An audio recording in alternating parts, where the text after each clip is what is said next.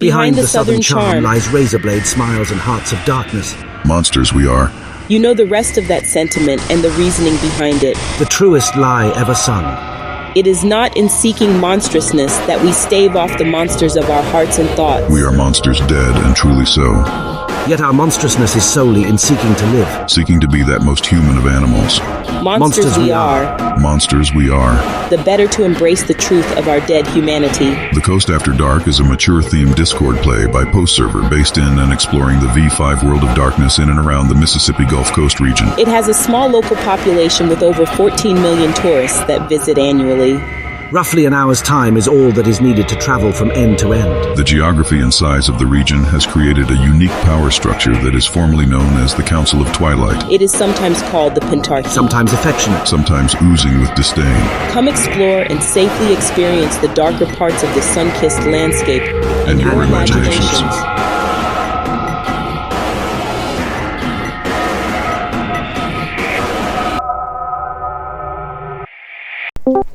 Because we are brave, bold, intrepid explorers into this world of darkness, first and foremost, let me say thank you all for being here. Every opportunity of play is an opportunity that we sidestep anything and everything that we would rather not engage in a real world. Every opportunity of role play gives us the fellowship to deal with anything and everything. Getting a chance to roleplay makes us as young as we feel on our best days, as wise as we hope to be, and as adventurous as real life sometimes doesn't allow us to be. It's a place where we get the chance to be anything and everything we decide. So thank you for the opportunity. Thank you for your efforts, your energies, and your willingness to delve into this dark.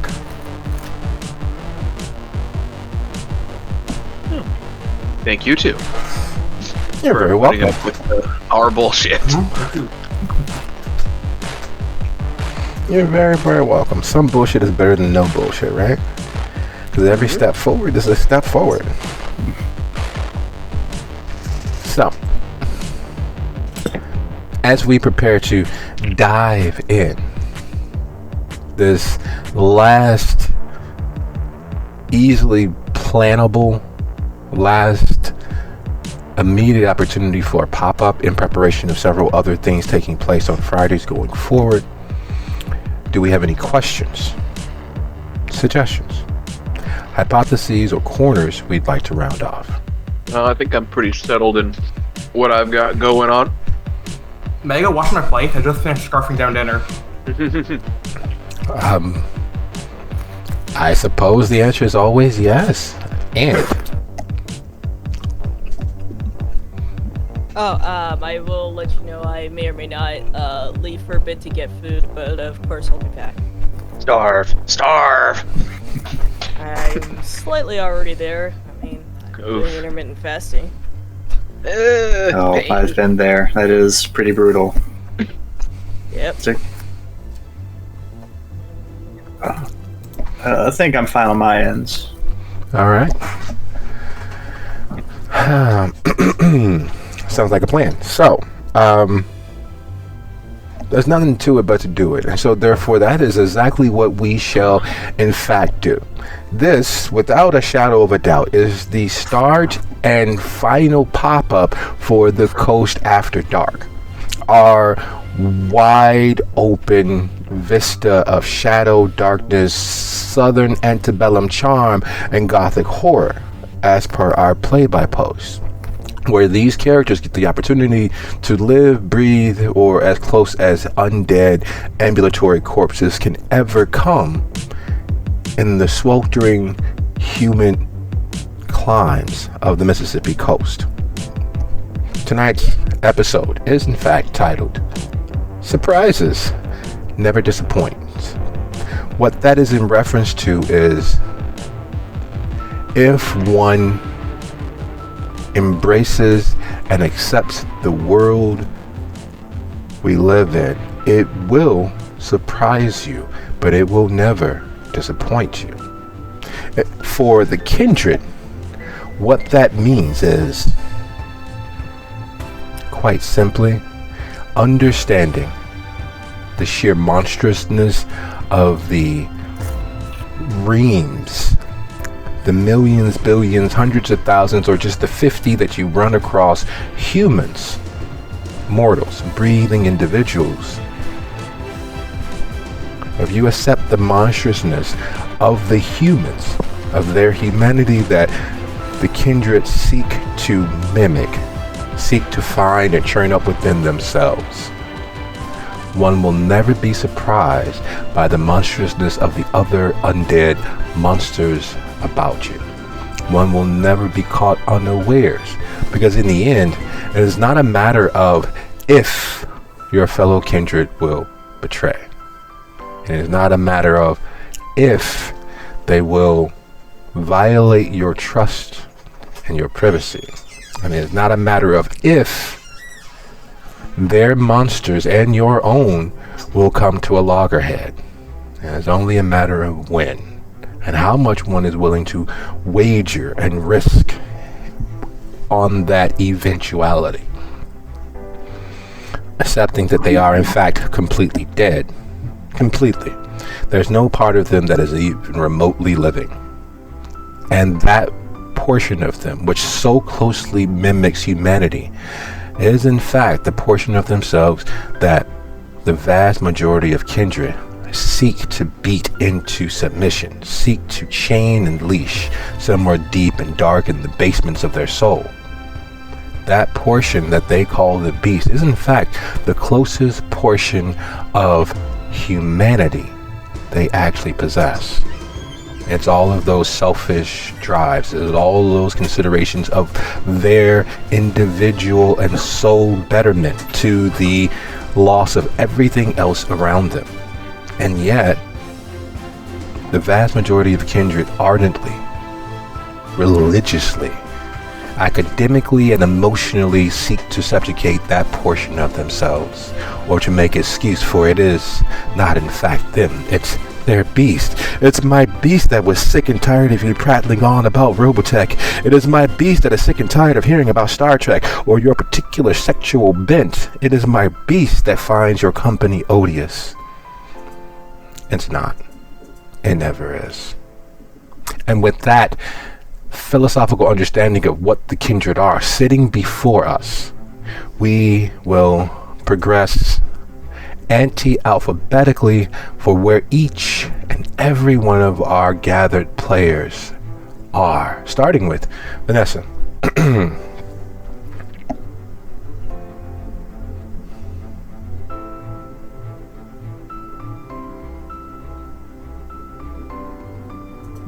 Oh no. Is this that I need to go off and get food moment they were talking about?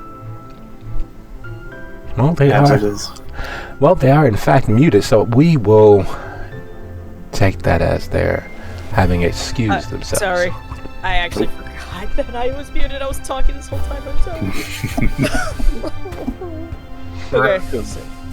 Alright, so double checking you're wondering about the whereabouts of Vanessa. That was the question at hand. Okay, so she is at the beach, at the golf course streets, actually hanging out with Sasha at the moment. She is emailing Shabal at the moment, trying to see if she is by any chance at the beach so that they can meet up, since a few nights ago she wanted to meet up with her, but things came up.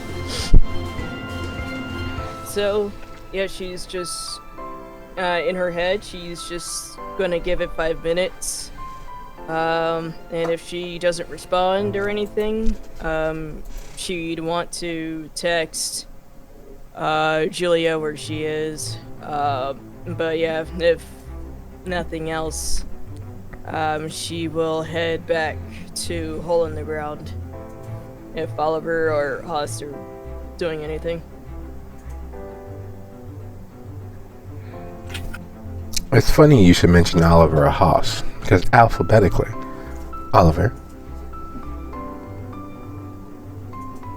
So, at this point in the night, all the boots being strapped on, everybody awake, you know, all things as they are, we do still technically have a job to do that has not been done. Has been delayed due to everybody being scattered and occupied with other things. So at this point, Oliver is basically just, fueling up the fucking truck and getting ready to take off. Excellent. And one can't have the two without the one. And speaking of as such, Haas. Pulse is just kind of filling up the truck with all the other crap that we need. Getting ready to get the driver's seat once everyone's here.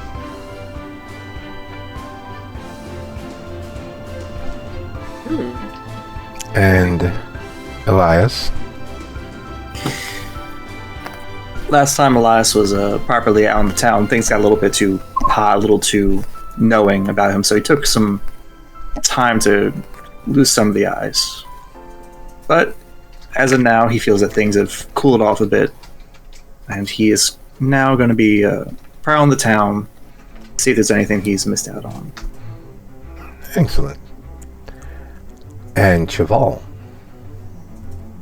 Cheval is currently at the community college, the former community college of Lorraine, with Julia and Sarah. Engaging in some feeling out operations with one another, I imagine. Okay. Excellent. And Amaro.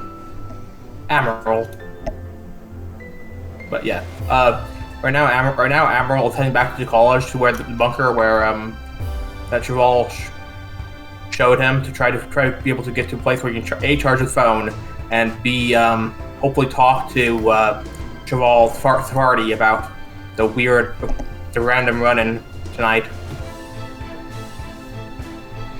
Okay. So, without any exaggeration, it is safe to assume that if one were able to view top-down the kindred at play, that's while there are similarities of geographical area, most of the kindred are disparately spread across the coast. Now, there are several things to keep in mind with the coast. Despite how easily one can move from one end to the next, completely across the entirety of the state that abuts the Gulf of Mexico, completely across several different cities, counties, townships, and villages. Despite the vast condensed population of the millions and several more millions that visit or are kidnapped or otherwise waylaid into the area, on top of the residents that reside in the area, it is surprisingly easy. Just under 2 hours, one can go from one tip to the next, right into New Orleans. And yet, it is extraordinarily dense, and like major stars in a cloudy night sky, the kindred are spread far and farther apart, mindfully aware of solely what they are about. It would be ludicrous for most to assume that there was any connection, that there was any ties that bind either of them in this particular evening. It's nearly midnight, and even during the heart of winter's last gasp, the coast is surprisingly humid. There is a moisture in the air moving off the Gulf. There is a moisture in the mind because of the troubles that have happened over the last few weeks and the last few months. Most importantly, though, most are not directly related to or engaged in the upper limits of the political machinations of the kindred around them. Yet even that has been surprisingly turmoil-ridden in the last few days and weeks and months. It would not be unfair to say that nearly anything could happen. And as such, we need to do two things, starting with Vanessa. Texting away, mind aware of the electronic device in their hand, their phone, while Sasha is in their own inimitable way making themselves at home in the night. Would you be so kind as to roll as high as you can your wits plus awareness plus 1? It would also be nice if I pulled up my character sheet. Oh, man, I'm an idiot. Anyway.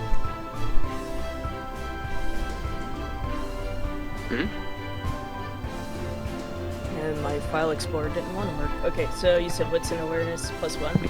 Correct. If you've added your character into Incanoe, you can always just type that into the roll portion of the box. Wits plus awareness plus 1. Dice. Here we go.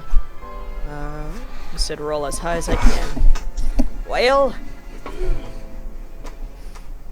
even though Vanessa just ate, I'm going to surge. Okay, don't worry about that roll. Handle that roll secondary. Oh, oops. No, that's fine. Okay. So, let's see.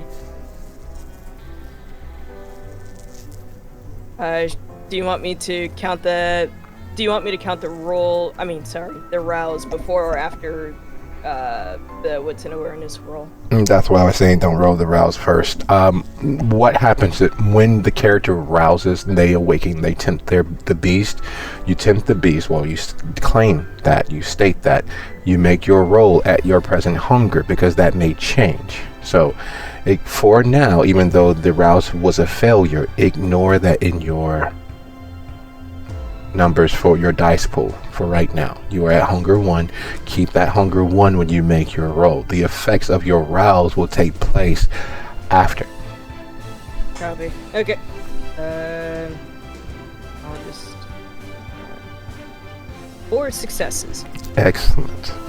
That is a very, very good roll.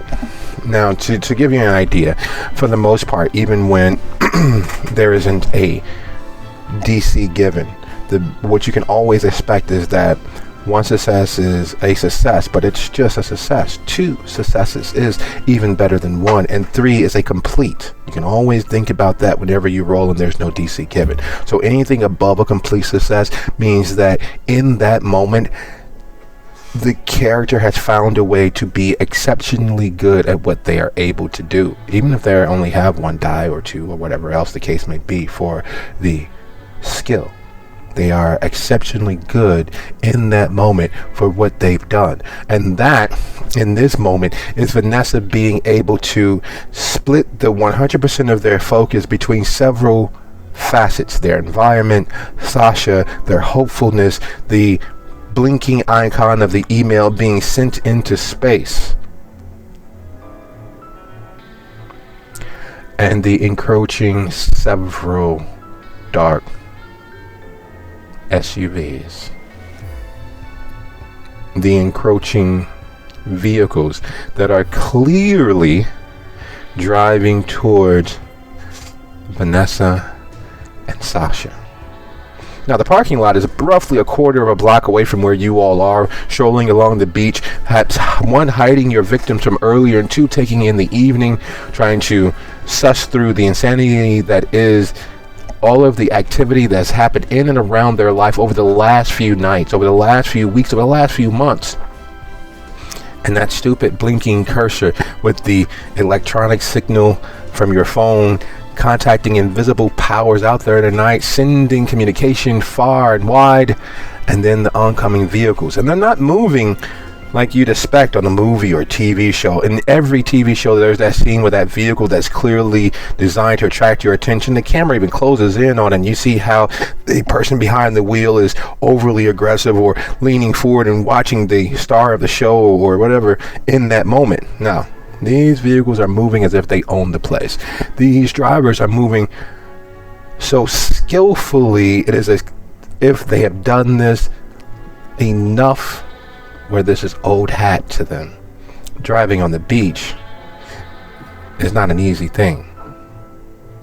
understanding the shift, the slide of the sand, being able to not go jerkily bouncing up and down in your seat as one mode of sand gives way to the next.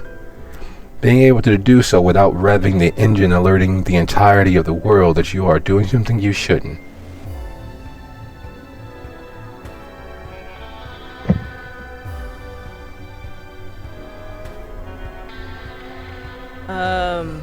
Let's see, so she sends off, she already sent off the email to Cheval, and she's in the midst of, texting Julia, and then seeing, how many vans were there again? Several SUVs. And of course, it's not normal for black vehicles dead at night showing up on a beach, and of course, this raises quite a few alarms, and she does not want to waste time. She doesn't...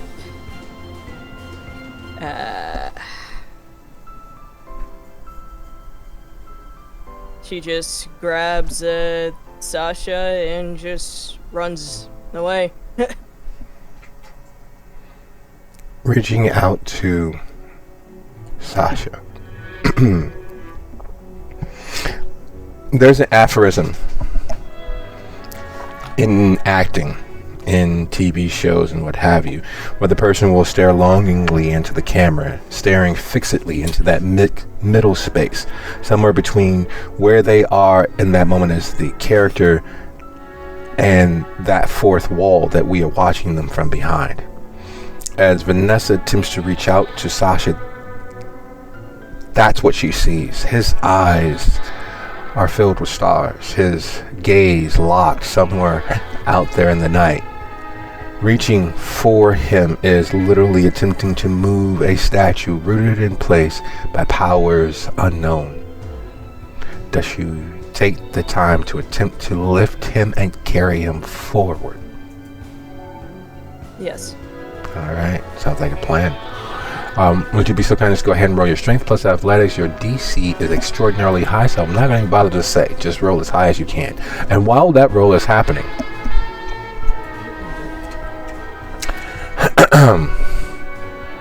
there are several truisms for being a Molotov. Several understandings as to what the job actually is. For most, it is considered simple malicious intent. It is stirring up the hornet's nest. It is beating the anarchs into a froth through some usual false flag campaign or an actual undertaking of the tower. As the Molotov, it is your duty, it is your responsibility to keep the anarchs in fighting trim, to whip them into a frenzy so that you can direct them at the behest of the Baron and the Reeve towards the tower, your most distinguished enemy, and do so without falling on your sword, to do so without being made to be the martyr, because even as it is a needed role, even as every anarch cell and nation across the world has a Molotov, or often several. One of the many things you do when your tools are no longer needed is lock them away in the shed, or otherwise turn your sword into plowshares. The hundreds and potentially thousands of names that were once Molotovs, which had been used as the sacrificial lamb once the anarch cell or nation of their particular region assumes the role of power, is vast. So there is always a wariness to the smart Molotovs, because there's a point when you will beat the bushes, when you will whip the anarchs into a frenzy. The war will be over. There's no force that needs your efforts or energies, and worse, your former cohorts, your former liege lords, your former barons and reeves and commissars don't want you using your skills against them once they become the power. So to say that Oliver and Hoss keep their wits about them would be an understatement. Would you be so kind, as you all are loading the truck with various implements and tools that you'll need to complete the job, not knowing exactly what tables have turned, what stakes have been raised, what sort of problems or difficulties you may be facing when you get there. So you're packing and loading for bear. Some would think that that's only a figurative speech, but in this case it very much is. There's a few bear traps and bear mace, as well as actual solid slugs designed to punch through the mass of a 1-ton killing machine. Hot damn.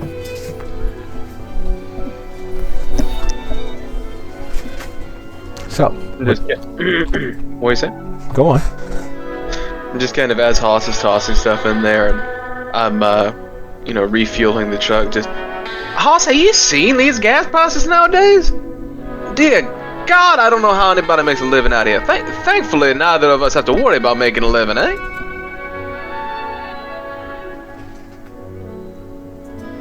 Alright, I see how it is. Yeah, no, I'm sorry. I didn't mute it. Oh. Giving the silent treatment. That's real strange. You always don't really understand it. It used to be like, what, a couple cents?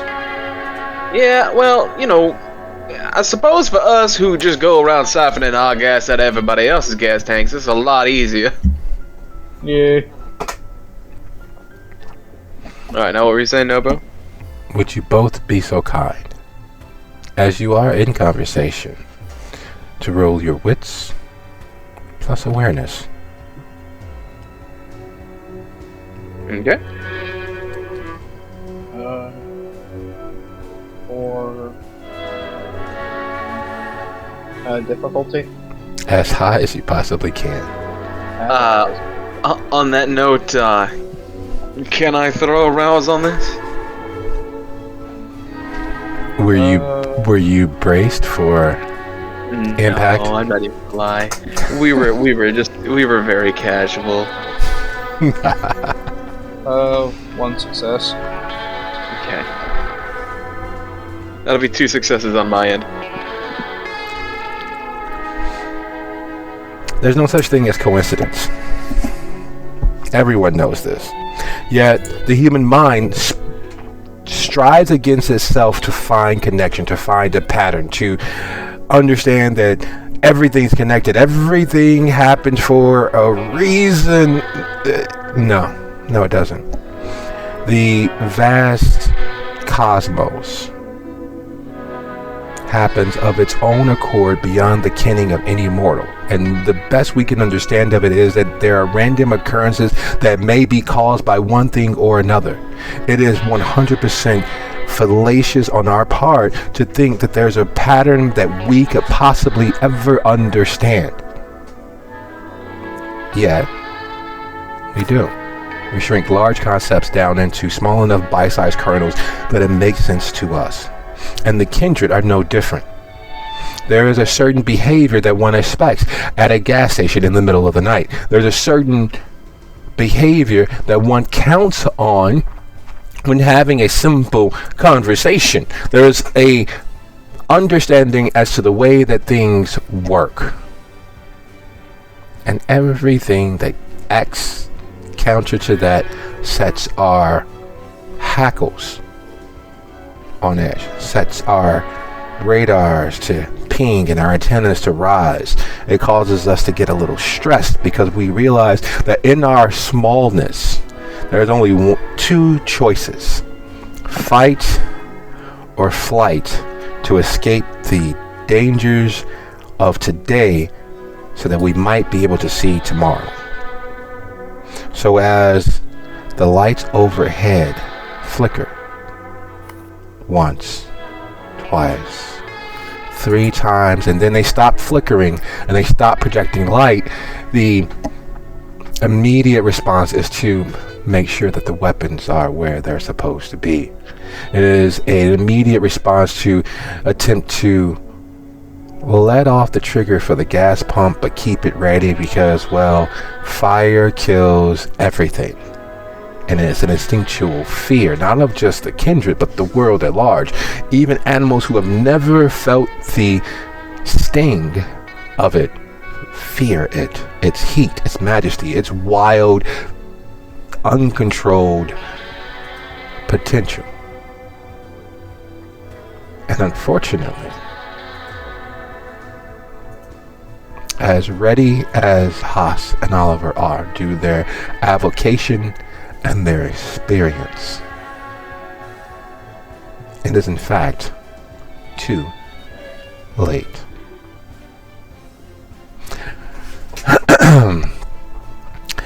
It has been weeks since Elias has been on the streets. Not that he hasn't gone out, not that he hasn't hunted, not that he has not taken care of himself to stave off the needs of the beast. He has absently and directly stalked his most cared after loved one. He has spoken with friends from his living days. He has managed to exist as free and far away from the happenings of the kindred community as possible. He's done everything he could to not become, well, dinner for the larger fish in this particular pond of kindred. So as he strolls the night, driving of course, he finds himself, unfortunately, beyond the pale.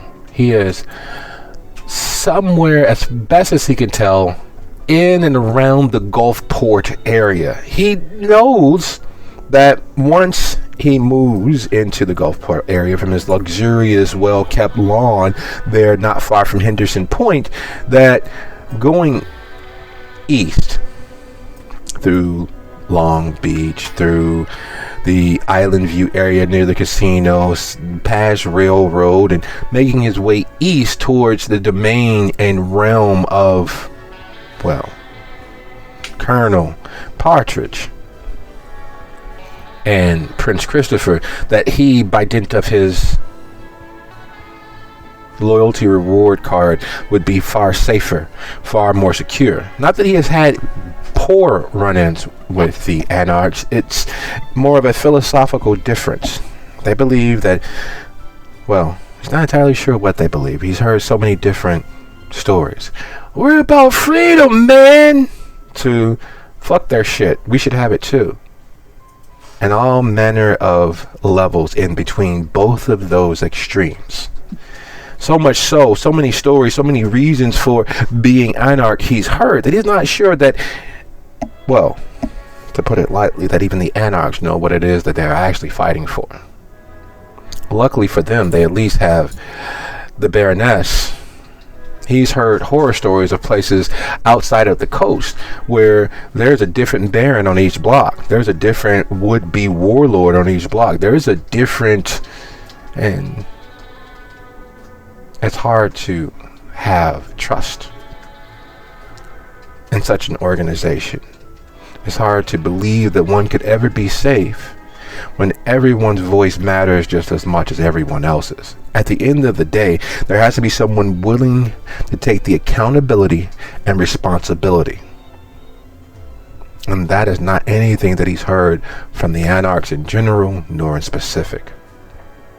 Even here with the Baroness as the leader of the Anarchs, he's seen firsthand behaviors that, well, to shame the devil and tell the truth, should quite honestly demand, if not someone's existence and therefore ever taken from them, at least harsh repercussions.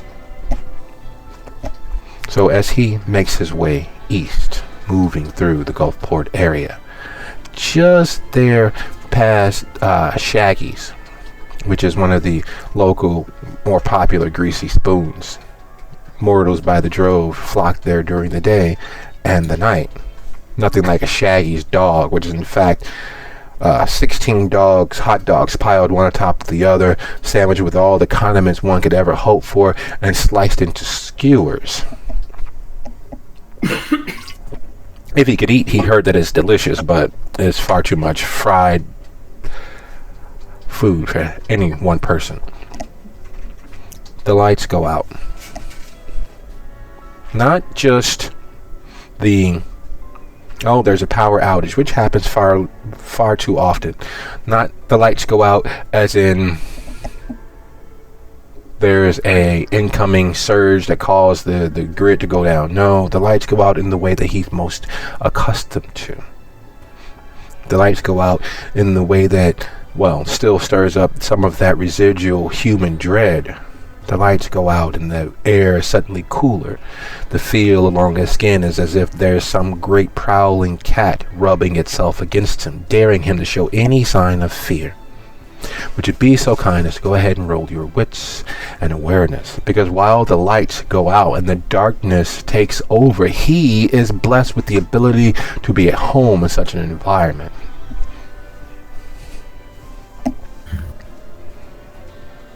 Writing. As much as he is so familiar and comfortable in the dark, as he can comfortably call the shadows his home, his wits and awareness are not that good. Trust me, I have like 45 experience staring at me right now, telling me, why? Why have you not put me in these things that'll keep you alive? Why? Hey, do you remember when you created this character and you said you weren't gonna hold back anymore? Remember how much of a pussy you are right now?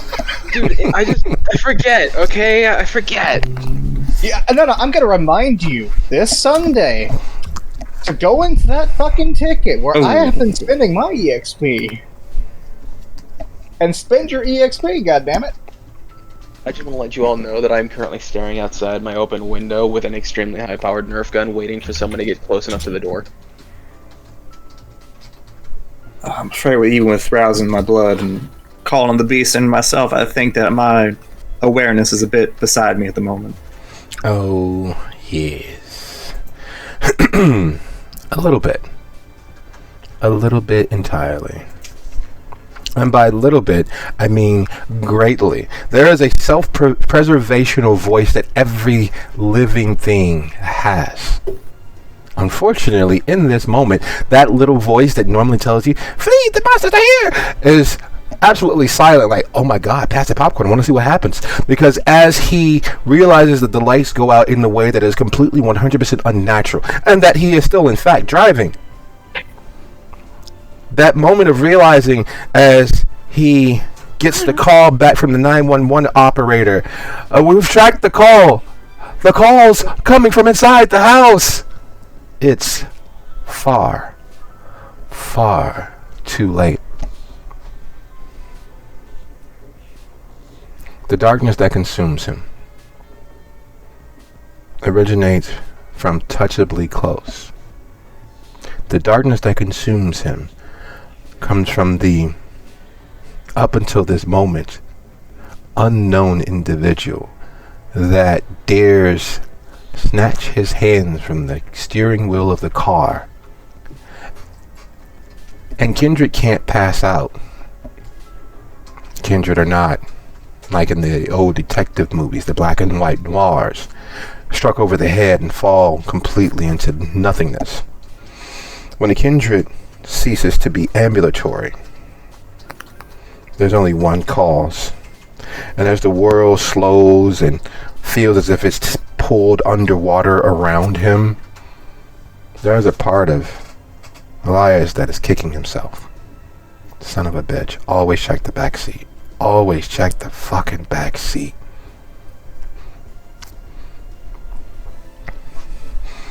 And speaking of backseat, out of the way, mostly forgotten, the former college campus at Lorraine is one such space. The campus and its very expensive under warrants, its cement laced undercroft. Despite the buildings and the grounds being repurposed into a corporate park on top of another corporate park on top of another corporate park, the structures that held up all of those buildings that were formerly the college campus are still there. It was an open secret amongst the Nosferatu, which had get passed to several of the Banu Hakim on the coast. It was a place to, with a little effort, slip into the forgotten spaces and have a modicum of privacy. So it is with more than a little irony that Cheval leads her associates into the former relatively private open secret. There's a field of interference that is impossible for Cheval to not notice. True to her word, Jules is a void. There's a coolness wafting off her in the general vicinity of her. And while their new friend, their new associate, seems relatively unfazed and all too curious, it is with no small amount of wariness that Cheval realizes, in the span of knowing of this place, the few weeks that she's known of this place, she is preparing to lead an additional 2 souls into the darkness. She is preparing to lead another 2 souls to a hidden space where other kindred knew existed that was kept out of the way. And then Emerald shows up.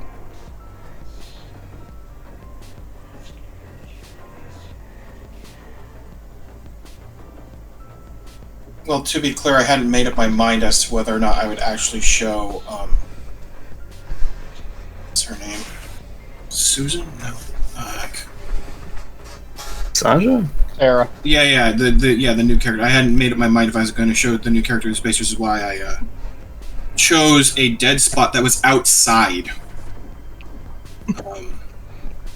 to hang out in for our upcoming conversation. So, to be determined on that revealing the bunker part.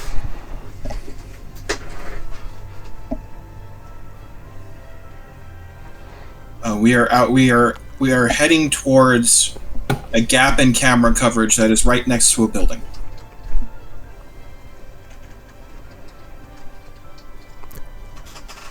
I think it would be Amaral to determine whether or not he sees us. Amaral is returning, currently shrouded in unseen passage. After his previous encounter, he's choosing to be a bit more cautious than usual.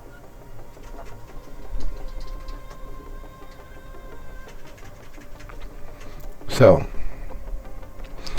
as Amaral stalks Cheval, and as the magic of the blood is having its way with Cheval via their most recent associate, here between buildings, here out of the way, preparing to take 2 additional souls into a former, previously relatively well kept private open secret. 2 clans of secretive agents use this space. And circling back to the very driven home point of leading new individuals into a secret, making them responsible, not entering into the space, but moving forward, striking up clearly strumming the curiosity that is overwhelming their newest associate, with Amaral stalking ever closer. with the thoughts bombarding and being justified by one step or the other, trying to decide and hem and haw and find a way forward, whatever the way that might be. Emerald, would you be so kind as to roll your resolve plus stealth? And while that is in the offing, Cheval, yes, and while that is in the offing, Cheval, would you be so kind as to roll your wits plus awareness? Reflexive? Yes.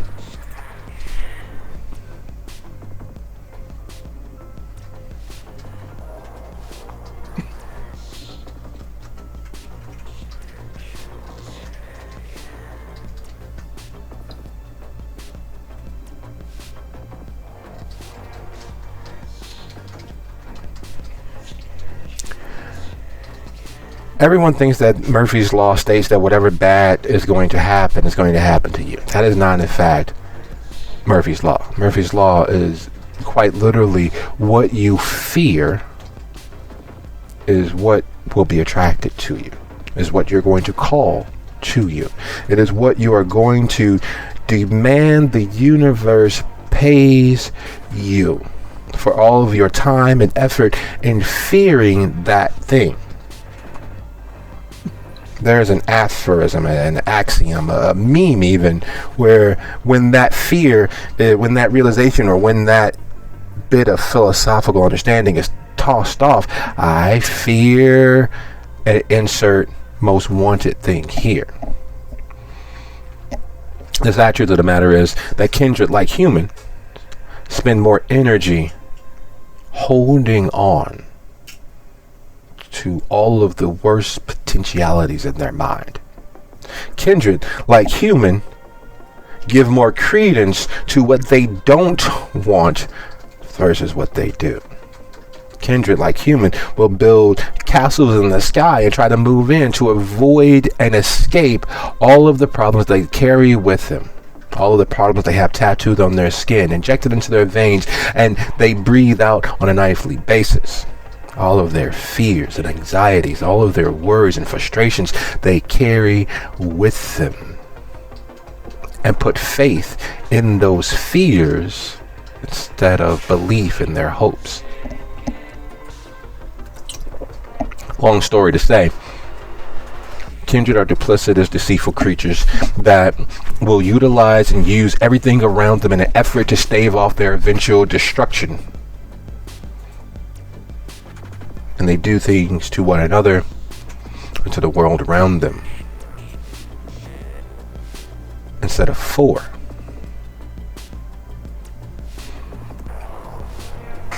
Emerald, you're not sure quite when you started to see your fingers. You're not sure when you started to see your boots on the ground in front of you as you're scanning the area. But when you start to see the faint, ghostly outline version of yourself that takes place as your mind tries to erase you from your own view, you dig deep. It is, in fact, the most effort you've exerted in the last 4 bits of forever. It is the most determined you have been for a thing in forever. The last night, the last 2 nights have been hell. You've had to fight. You've had to come to grips with the fact that you victimized another kindred. You have had so many illusions snatched from your view that you refuse to give up one more. You refuse to allow your cloak of protection, which is your invisibility, to be taken from you. And in the doing, you're able to watch as at the last minute, Cheval realizes They don't know any of these women, not truly. They don't know any of these people, and it's probably better to not. And she's not the only one that knows of this place. She's not been the only one to have known of this place. And as the sky breaks open and the world goes dark around them, you are able to witness that you, still invisible to their detection, lose sight of them and the entire area around you.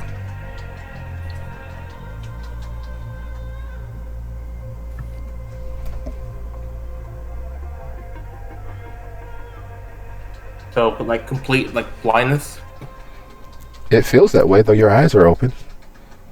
You can see what you don't see. You can feel the cold of the night suddenly crawling across your skin. You realize that something or someone was working at perceiving you, though you're not sure how, because no one should be able to perceive you. Your ability to cloak yourself in invisibility works in a way that makes the entirety of the visual spectrum non-effective towards you. The mind erases you from view. You've watched people know you were there in their hearts, but that information not quite being able to take root in their mind, and you've been invisible to them and yourself. Something, the touch of awareness, crawled across you before the darkness falls, or fell in this case.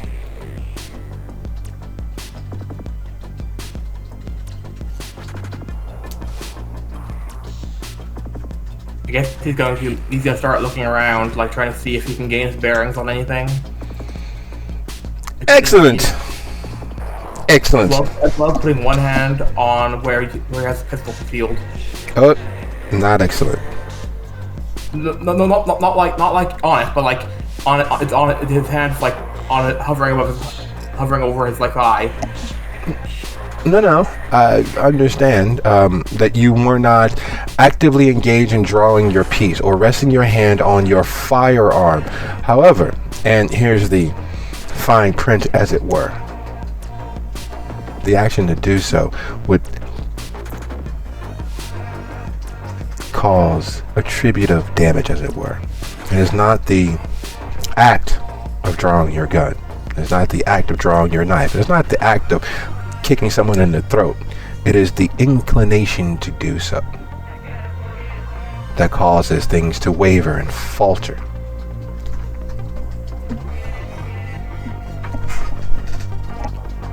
And we will deal with that post-haste. But in the darkness of the sky cracking open, as you realize far too late, the darkness is in fact falling. And not falling like the end of day, what you remember from the sunset, where it was just magically darker and darker every time you blinked. It's not falling like that. It is literally for you, Javal, as if the sky itself, all the stars fall out of the sky and darkness descends like someone smacks you with a hammer. What, if anything, is your action or decision or thoughts?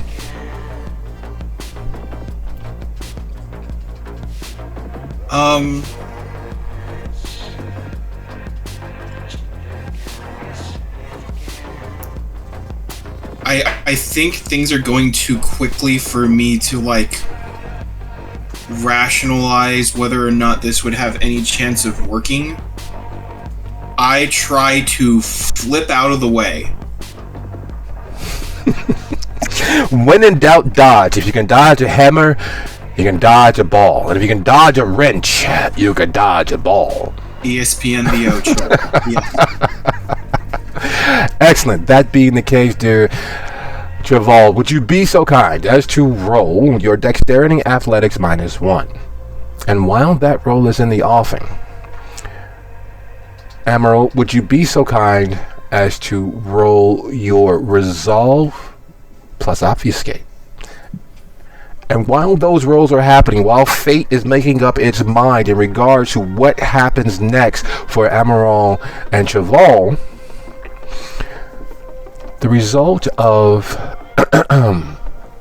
Vanessa grabbing the much like Lot's wife, salt statue that is Sasha,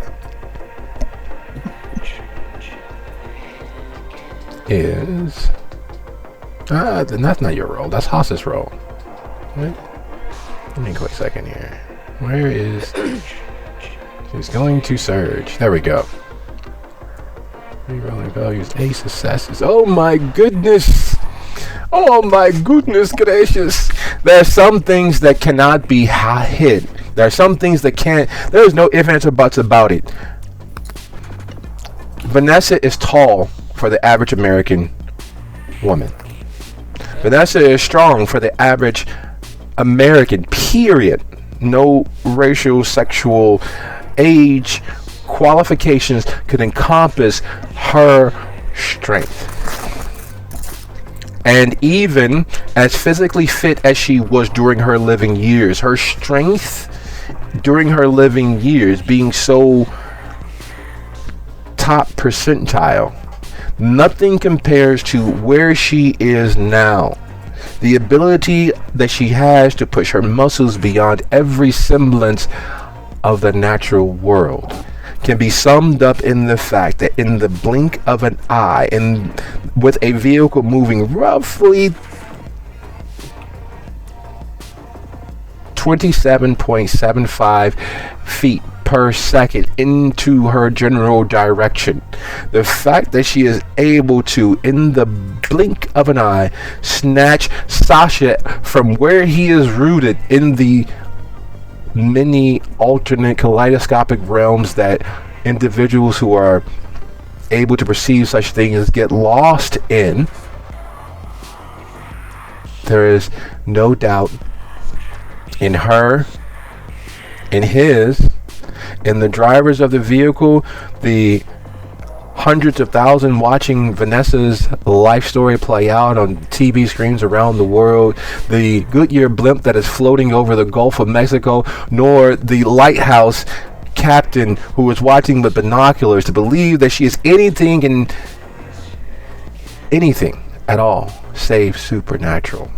There is no way that anyone watching how quickly and efficiently she snatches Sasha up and nearly into the sky, with how quickly and forcefully she grabs him, to believe that she's anything save maybe an earthbound angel, a demon risen from days of yore, or the stunt double for the actual Incredible Hulk. However, and in the doing, in humanely and bravely considering Sasha, she does the oldest tactical mistake ever. She considers someone besides herself. She exposes her flank in the doing. She bravely is willing to take the brunt of responsibility in this moment for not only herself, but for him. And then in doing, would you be so kind as to roll your dexterity and athletics for me, please? Because you have just so that you are aware mechanically, it is virtually impossible for you to not come out with a complete success. So they are already at a detriment of 2. So your successes will determine what the detriment to the NPCs in this moment are. You said dexterity and which else? Yes, dexterity and athletics. And athletics, okay.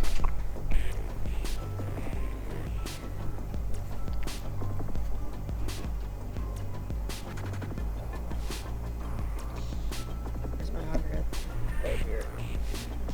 Oh, no.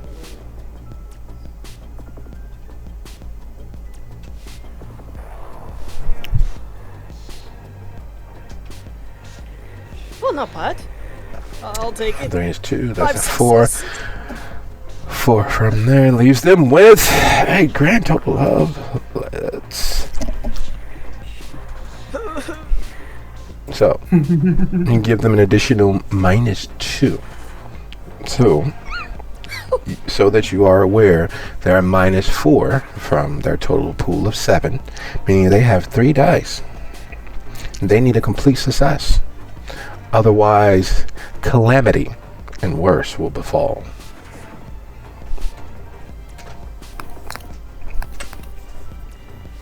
Oh. They missed it by 1. By the skin of your teeth. By fate lending a hand. By the heavens reaching out and literally slapping one driver upside the head, causing him to look askance. One vehicle bumps another, and bumps another savagely enough that it causes it to go off course. When driving in a precision attack, going off course is catastrophic. By the power of Grayskull.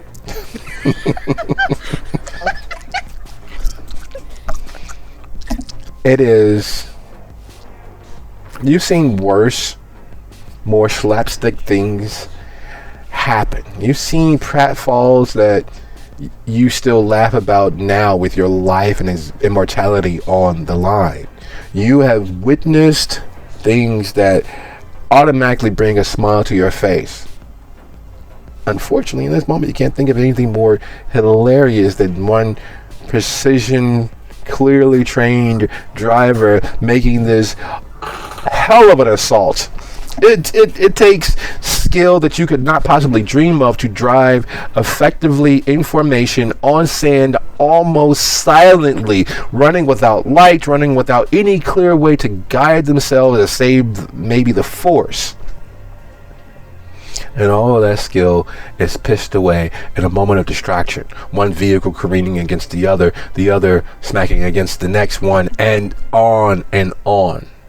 They are the definition of a keystone crash as you hold Sasha, who is clearly absent of mind and presence, and begin making your way away.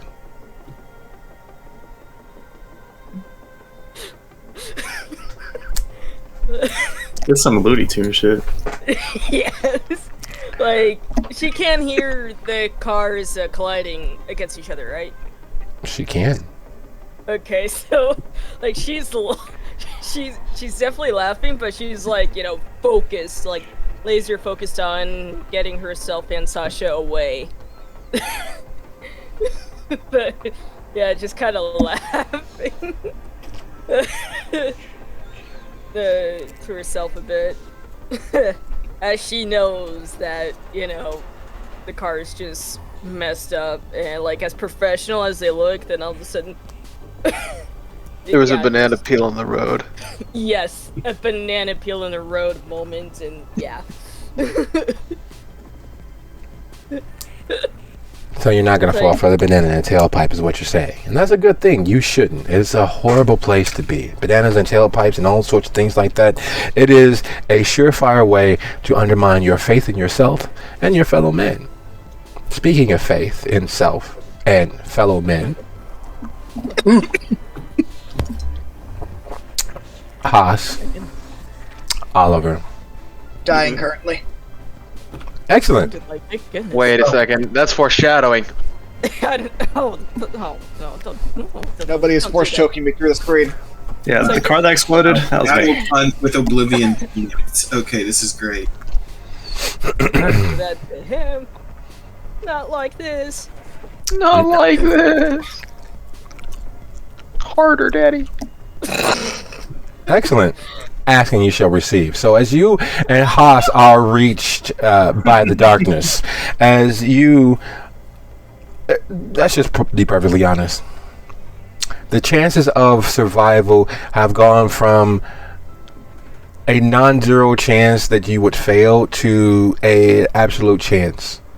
The darkness falls. What's your immediate response? You cannot see nor pierce through this darkness. There is a absence of the entirety of the rest of the world for you. For Haas, I must know, my friend. Haas, did you happen to, as everything goes black, that black inky nothing that is in the center and heart of your soul, that is in fact your soul, do you trigger your oblivion sight?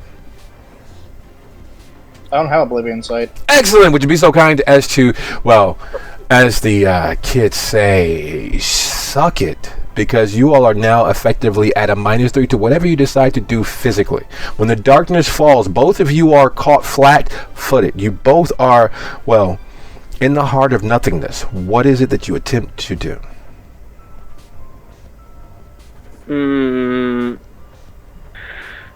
Well, as everything goes pitch fucking black on this otherwise lit area, I'm If I may, have at it. immediately jump in the truck. Driver's seat.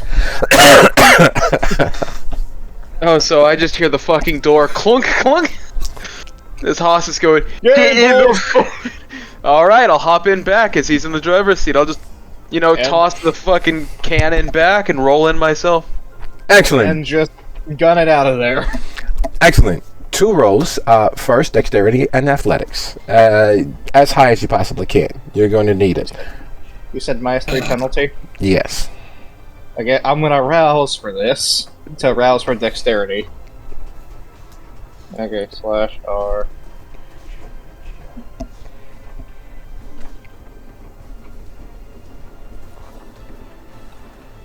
Oh, God. Just rouse it. Yeah, well, that's still roused. I'm still round.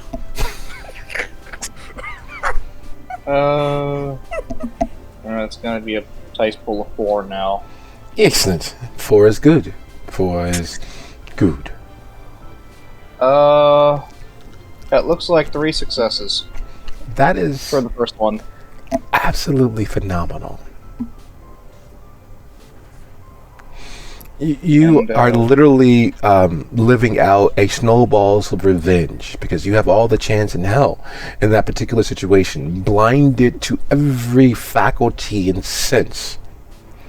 Every sense of touch, smell, taste is gone.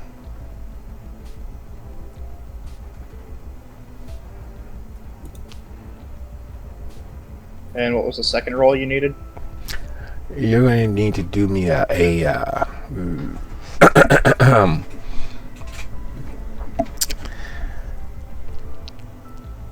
composure and drive.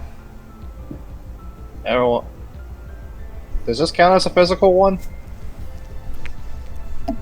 I ask because composure is not a physical stat, but drive is a, typically a physical ability, but the reason for the composure and the drive in this case is going to be acting as your effective dodge, because there is no way forward, because forward doesn't exist. There's no straight line in nothing, and you're literally braving and fighting against what sense you have, which is the absence of any and all spatial awareness to escape what you are unaware of. Well, I'm asking you, is this also incurring a 3 die penalty? No. Okay. No. Well, I'm still gonna rouse for this. Yeah, we like needed. We like the risk. You know how for like 6 months Haas has been on like 1 hunger? That's no longer the case. We're gonna need to hit another old lady with a truck, but that's beside the point. Wait until we get Vanessa and her new side piece for it. I think that'll be the greatest effect. Alright, composure plus drive, that's gonna bring me up to 6 dice. Yeah. It'll be set to 2 in this case, and DC as high as I can? Yep. 4 successes. Dear God, Hoss.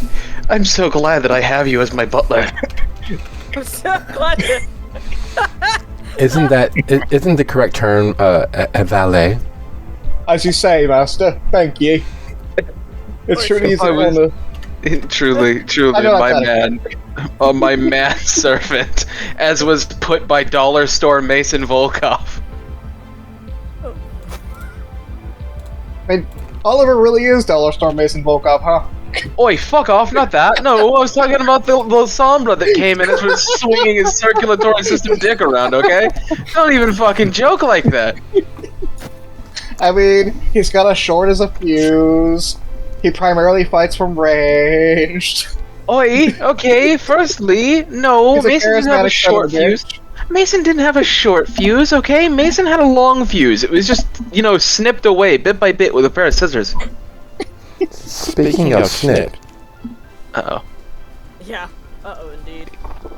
For 0 damage, you are knocked from the truck. Uh-oh. And it is the active, the initiating force that wins the ties. And while they did not exceed by 1, they did in fact tie. There is little comfort in that moment because as you're gunning it, the engine protesting against how firmly Haas steps on the gas, lurching forward. You expect to smell burning rubber. You expect to inhale the scent of that smoke. You expect to hear the engine doing more than I think I can. This truck has seen you all through the good times and the bad times and most of your violent interactions. It has been your loyal warhorse leading you into skirmish after skirmish, interaction after interaction. You all know intimately the sounds of your truck giving it its all, its engine chugging away. And you also know the sounds of it crunching. What you all don't know is why you aren't hearing those sounds as the semblance of earth beneath your feet goes. Listen, as the sound of doors being snatched like waste reaches your ears, as the emptiness of the void is not just something that weighs on every follicle across your body. This is uncomfortable. If you were able to breathe, you wouldn't be able to. If you were able to earnestly feel that lizard brain at the back of your mind screaming in fear in this moment as the nothingness absorbs you, you wouldn't. Everyone always fears the dark, but not because of what they know is out there in it, but because of what they don't know that may be out there in it. And in all your relatively long existence as kindred, this is the first time that sort of fear has effectively worked its way into your presence, has worked its way into your hearts. There's no way that you shouldn't be a quarter mile down the road from wherever it is that you've been trapped inside of. And instead, the cool loathing and praise of darkness is what you're greeted with.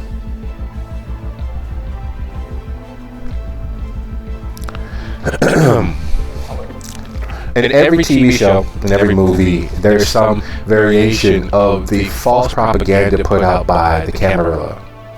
Someone got it in their head from something that they heard or someone that they witnessed, that to teach the mortals that a stake to a kindred's heart kills them. It's over, they're dead, they're gone, you don't have to worry about them anymore. Oftentimes they will turn into a cloud of dust or glitter or a gory fount of blood just exploding like an overinflated water balloon.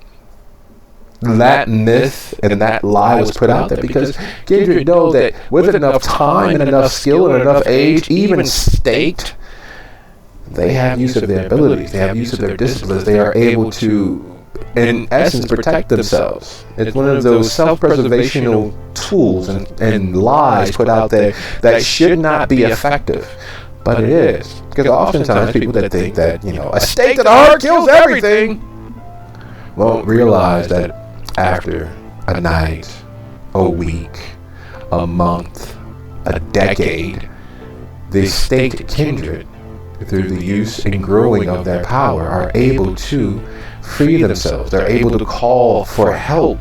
They're able to reach across vast distances and call retainers, loved ones of loved ones, sires, children, the armed forces, the Marines, the Navy.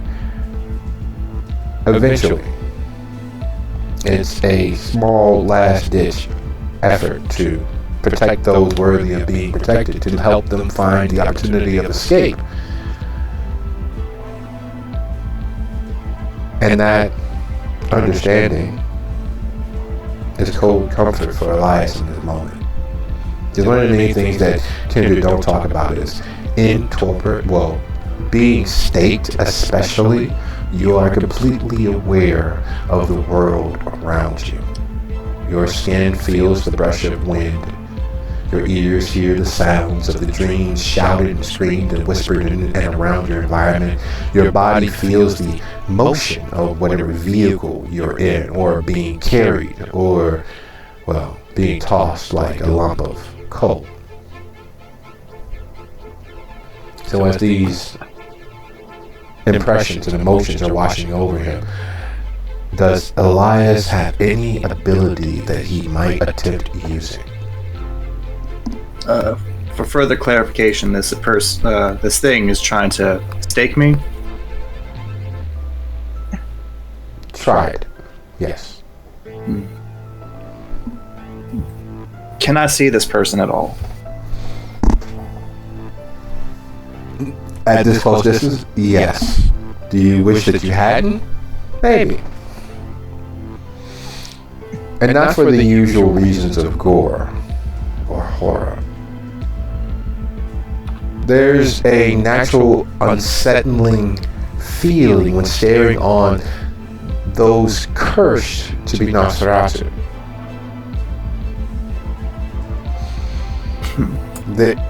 That is not what possesses Elias. That is not what scares Elias.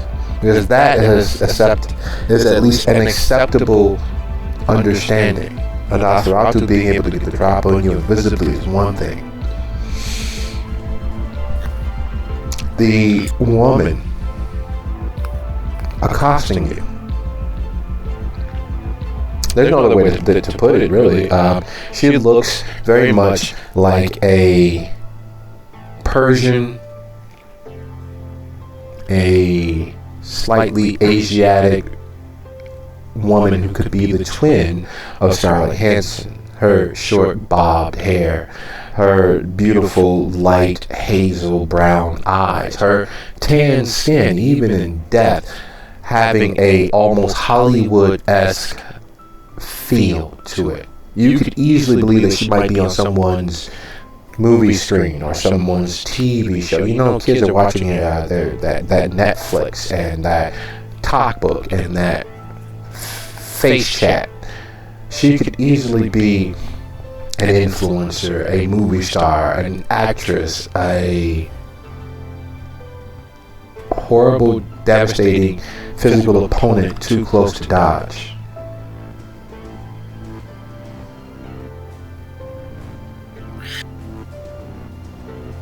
I believe in the fervor of the moment, despite so much going on. He would prepare for an emergency exit, but as he does, he will stare at this unexpected visitor, the unexpected passenger. He will attempt to look them in the eyes and mesmerize them, to maybe calm down a bit, put your hands on your lap, and get out of my car. Okay. Make that mesmerism roll, sir.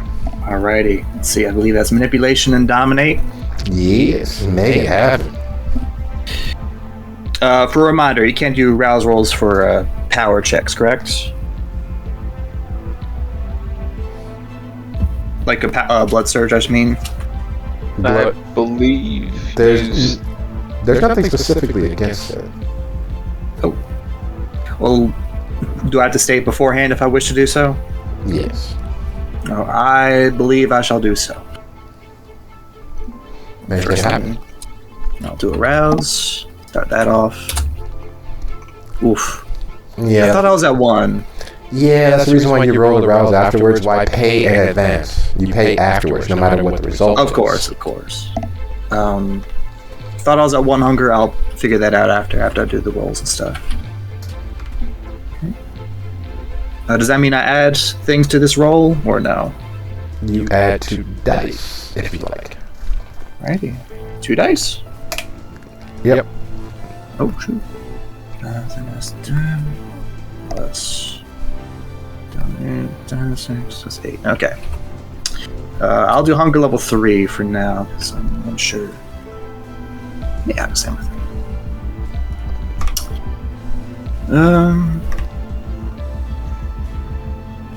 Just to really hammer it home, I'm gonna re-roll failures. Nice. Oh. Total of 7. Ooh, that's a hurdle. That is. I believe they have to be a 7 in an intelligence plus resolve. Nice. Absolutely 100%. You have managed to halt them. In the doing, the wavering stake that is micro inches, a less than 0.25 of a millimeter from piercing through your being.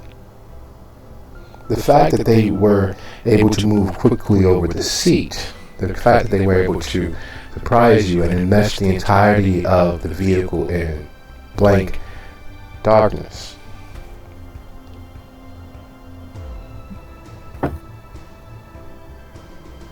You managed to stop temporarily their onslaught.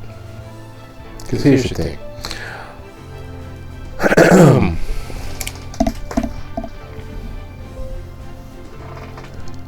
There is far too much skill present in them having to do what they managed to do for their mental fortitude and to not carry out whatever mission they were assigned, to not go against their ethos of being. In other words, stopping a mission before it is completed is adverse to their character. Seconds ticking by. Elias is no unintelligent kindred, and for all of his newness, he has been in and around the world enough to understand that. So as they settle into the seat, you understand the moment that they settle themselves, such a skilled individual would rationalize that they had completed what was asked. They sat, settled calmly. Once that is done, they are back to themselves. You have seconds before whatever that self might be returns. As soon as Elias recognizes that his sweet words went through, he will do his best to wrench the stake from their hands and, if possible, do the same action that this Nosferatu had hoped to achieve.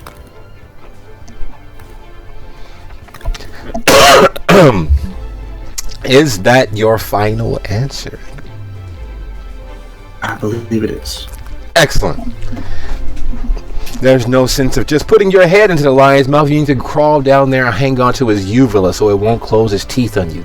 Good deal. Make it happen. And while that is in the offing, at the exact same moment, miles from the speeding vehicle enmeshed in nothing but the essence of darkness, miles from the gas station, which had been washed in a bubble of perfect silence and the absence of everything living, miles from the beach where vehicle after vehicle piles themselves like one against the other,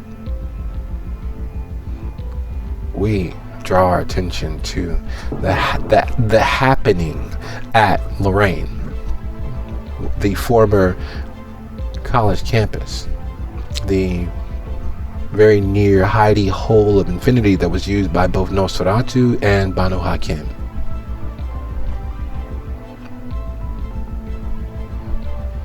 Now,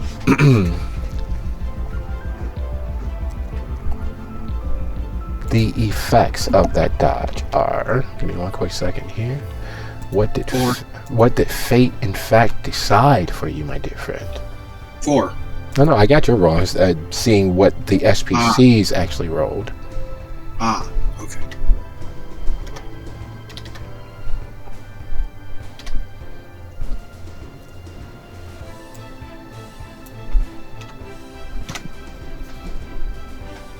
Hoo-hoo! Fate is on the side of everyone this evening. It is a highly unlikely situation. There is no way in anyone's idea of what would happen when darkness fell for Cheval to be completely and totally free of the onslaught. Because that is, in essence, what it is. Even as it is a skilled lunge forward, even as it is the attempt to pin them where they stood, even as it was a perfectly executed initiation of a stealth attack. Wariness, paranoia, practicing under the moonlight, dancing to Van Morrison and whiling away their immortality has paid dividends.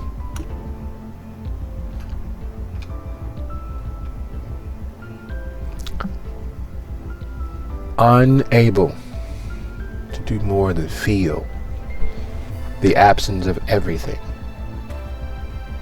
Unsure what exactly is in the offing. This is a setup from Jules or the new associate, or is some power that be choosing to flex itself.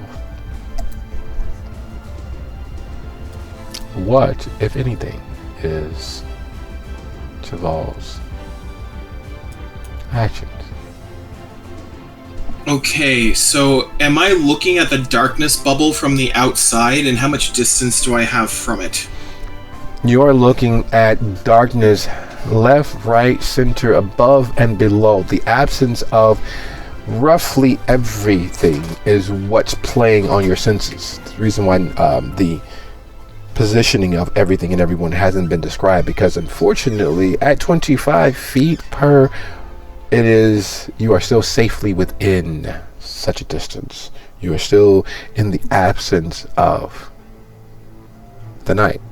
You're in the very bowels of what hell actually would feel like. Because Cheval, being the practicing devout that she is, she understands that in the original and in the practice, hell is nothing more than the grave.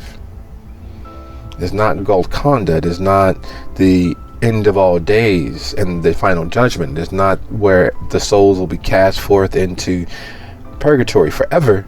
It is simply the grave. It is simply darkness everlasting until you're risen. Okay, so I am going to try the same get the heck out of the darkness bubble, flip the heck out of here maneuver again. I mean, I'm going to pick some other direction that's, you know, roughly away from wherever I was. And using my sense of direction, deliberately pursue a vector that's away from the buildings.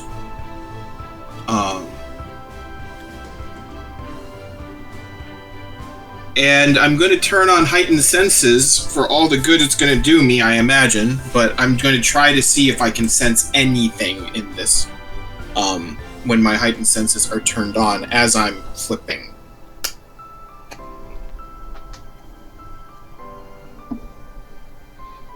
Same roll? Yes. And while action leads to action, and while effort has its own rewards, Emerald, can you tell me one fear that he's held about the dark?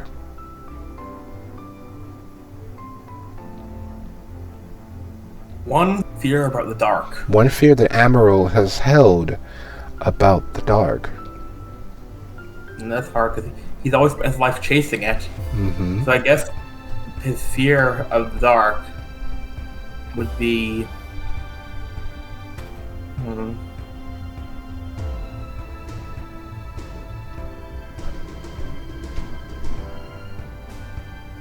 being alone in it, I guess. Like now. Like as a complete, like, not like alone, but like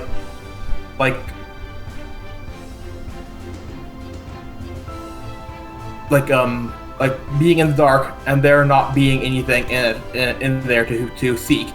There being like a lack of information, a lack of things to search for, to discover, to strive. Like now. Yeah. Correct. Being awash in that feeling.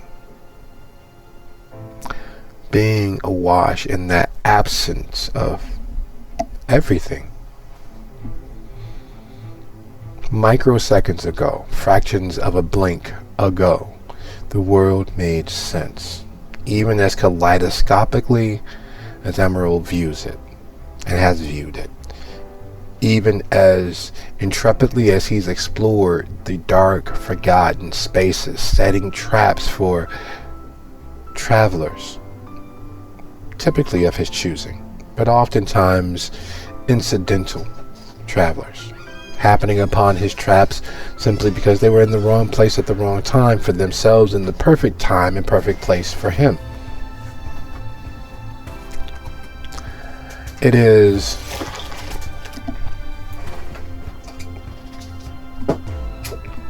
a serious question on how does Amaral, honestly, devoid of contact with anything and anyone else, handle his fear in this moment? Because unlike crawling through the crawl space beneath a haunted mansion, unlike setting up a snare trap in a out of the way plantation, unlike delving through forgotten slave quarters with his victims in tow, unlike spelunking into some of the alcoves and coves and hidden caves beneath the waters there at the Gulf, this is not that darkness. There's nothing slick sliding across his skin. There's no echo of drip after drop after drip there in the distance. There's no scent of mold, nor the unforgettable scent of grave dust from the bones desiccating in those spaces. There's not the sound of the night creatures out there avoiding him and stalking him all the same. Sensory input is the bread and butter of the Malkavian, because they accept and are tuned to frequencies others cannot begin to fathom.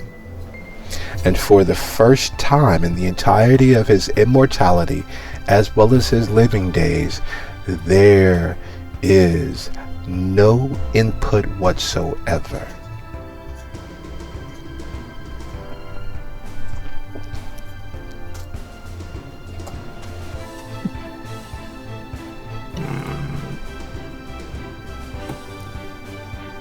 There's no input, he said.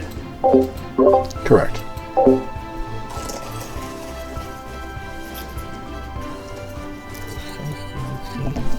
Probably wouldn't do anything, would it? Yeah, this sounds horrible. It's like a sensory deprivation chamber where the water is just warm enough to feel like it's not there. Exactly that, and then some. Would Sense the Unseen do anything, or no? Well, everything's unseen, so... Yeah, that's the thing I'm thinking. So, yeah, I guess we'll try to use that. Okay. If he can get a... Yeah. Okay. Do me a favor. Could you roll your composure plus aspect for me, please?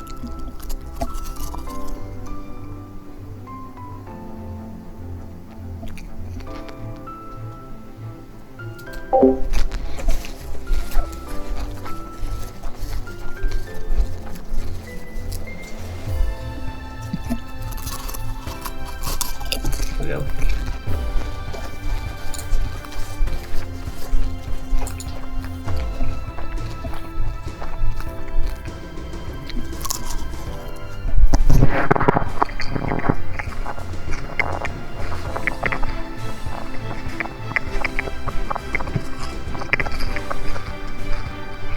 I rolled a 3.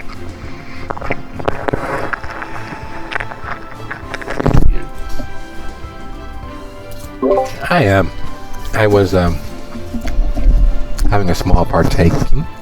Bear with me one quick second, because that's impossible. That is absolutely ridiculous. There's no way in this world or the next. Yeah, that's exactly where Emerald lives, in the impossible. In that small space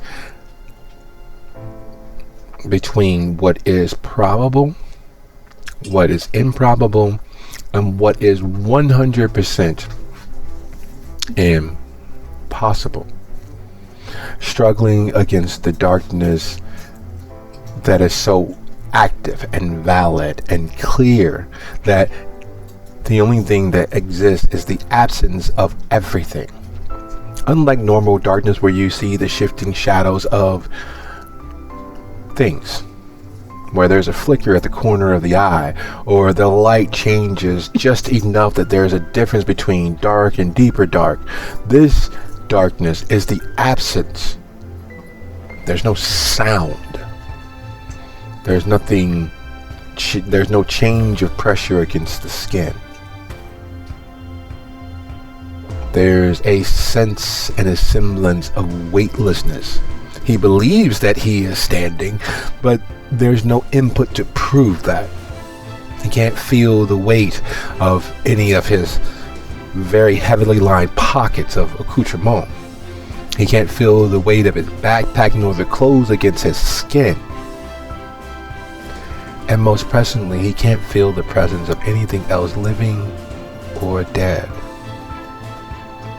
near him, passing him, doing that very annoying Midwestern that some of the tourists do when they get too close to him on his tours. None of that input or information is there. And yet, a path appears, slowly lighting up as if some grand stage director purposely positioned him so that the path merges into first 2, then 4, then 8, on and on and on in multiplicity, over and over before him, slowly lighting as if there's some candles being struck up as if by magic, one after the other, down each of those paths as they split and they diverge.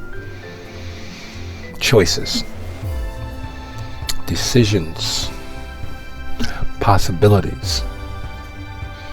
To his left, those several hundred paths opening further and further on, as far as the eye can see, there is a gathering of kindred. Something large has happened, and there's impassioned pleas and conversations being had. To his right, there's the absence of that. Where on the left, in those exact same places, there are kindred gathering 2 and 3 together. On the right, there's a singular individual mourning. There's a hand sliding across the top of an urn. There's red stains trickling down their cheek. And then they turn, looking over their left shoulder towards you, Emerald, and your associate, Saber, who smilingly looks at you, and much like the dead never telling tales, there is no sound. But you can tell as he looks at you, his left arm going over your shoulder like you two are bosom friends and pals of old. And then he tosses a offhanded gesture towards the individual with the startling smile, dressed in his blazer of, it looks like eggplant or something darker. There's accents of blue and green, and it melds together into a tapestry showing exactly how well formed their person is, how active they were in life. You're not sure how, but you are sure that they are in fact themselves a distant relation, a distant kin. And Saber, silently chuckling and laughing at some vast joke, gives the thumbs up, pats you on your chest, and you're once more back in the dark, alone. What the absolute hell was that? Just shocked by everything that just happened, Admiral kind of exclaims an outburst. Bewildered by seeing sights and scenes that make no sense to his mind at this moment. Now never makes sense to the past, and the future seldom makes sense to the now. Yet somewhere in there you go from the past into the future without ever realizing it.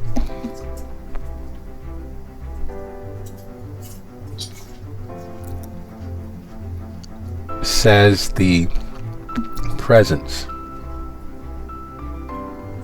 that you felt somewhere in the network, somewhere out there in the cobweb of all possible things. It's a presence that you felt and watched from a distance. Like everything else in your existence, you watch from a distance. The only interactions, the only closeness you've had the most recently is Sephardi, who, well, doesn't exist in this moment. There's just the darkness and you.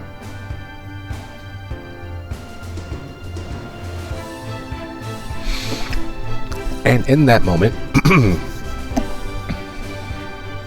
as realization dawns or escapes or flees or whatever realization does in moments such as this, when with there being an overwhelming hand of fate playing in the lives and immortalities of these kindred,